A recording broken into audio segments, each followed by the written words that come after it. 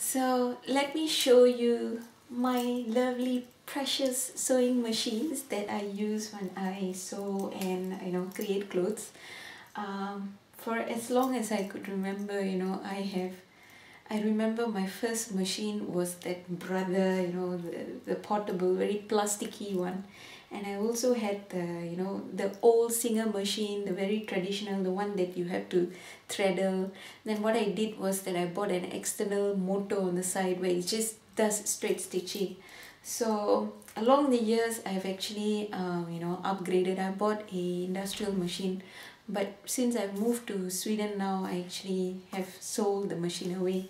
So with what I sold, I managed to get this Genome Memory Craft 6600.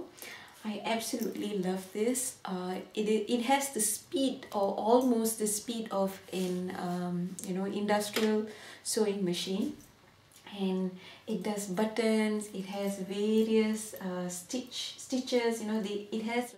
I really like this machine because it's not like a industrial machine where it's just straight stitch and then you need to have a separate machine when you want to do buttonholes or zigzag or anything like that.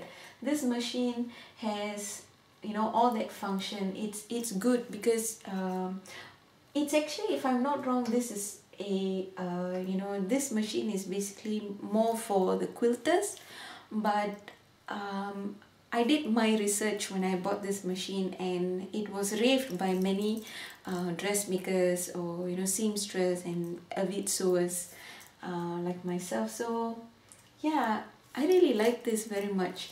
And so far I've had it for the past 1 year and a half, since I moved here to Sweden. It has worked amazingly. I have had no problem, no maintenance problem. This is a a digital electronic machine where you have to punch in what you want, but usually it will suggest, when you switch on, it will suggest the stitch length and all. It is so easy to use. Initially when I got this, I was a bit intimidated, only because when I saw all these buttons I didn't understand. But when I got the instruction manual, when I just browsed around and then try to play around, I got the hang of it, and I love it so much. I can sew knits with it. I can sew slippery fabric. I can sew jeans. So yeah, it's a powerhouse. That's what it is. So now let's move on to my serger. This is my backup machine. I've had this for 8 years. Okay, this overlock machine. It's a Singer ultra lock. Let me get the model number so you know. This is a Singer Ultra Lock SH644. It doesn't have the differential feed. This is just a 4-thread machine, and I really love it because it has lasted me 8 years. It's a bit noisy right now because it's an old machine, but I think with a good overlocking machine, if you do maintain it properly, make sure to clean up the machine once in a while and change the blade for the serger. There is a blade over here. If you change it frequently, as in like 2 years once or 1 year once, I think that a machine like that would last you a very long time. In fact, I remember I changed the blade just last year. That was like what, 7 years after buying it, because the previous blade was just so rusty and old, and it wasn't really cutting the fabric well when it was doing the serging motions. So I had to change it. It was pretty expensive because I got it here in Sweden. Everything is very expensive here, so it was a bit pricey, but it was worth it because when my new machine broke down, this came to the rescue. So currently now, while my new touchscreen high-tech machine is in the service center, I have relied, thank God I can rely on this serger, and it works. It makes perfect, beautiful serging seams. So these are the two machines that I use, the Genome. In fact, these are the 3 machines. As I said, the Husky Lock S25 is in the workshop right now. So I have 3 machines, and these are the machines that I use when I make my clothes. So now let's move on to my ironing area and also my drafting and fabric storage area. this is where I have my iron, so which is just beside, and it's just beside my my sewing, so it's a L shape. Okay, I will probably do a picture of my messy sewing area so you can have a look. The reason why I have my camera like this so that it doesn't shake, because I have very shaky hands.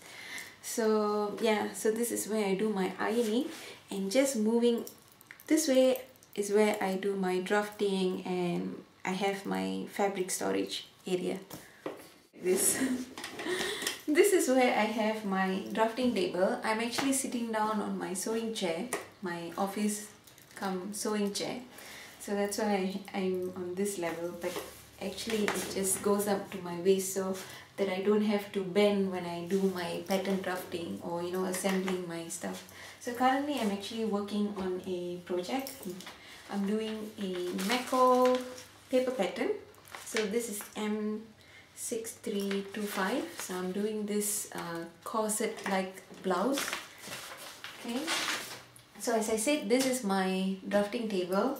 I have this, you know, cutting mat, the self-healing cutting mat. I bought two and I attached it together so that I can use my rotary cutter.